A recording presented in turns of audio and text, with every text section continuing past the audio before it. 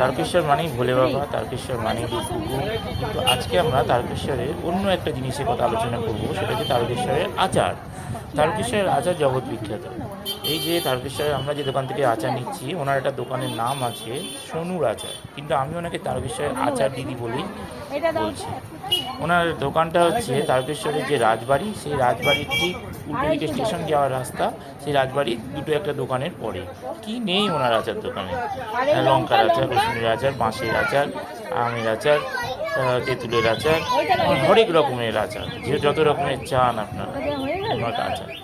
তো আচার তো আমরা সবাই ভালোবাসি, একবার দেখুন ওনার দোকান থেকে আচার কিনে।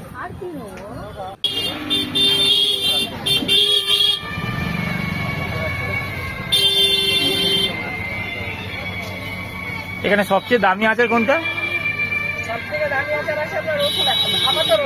রসুন কত নেয় ওটা?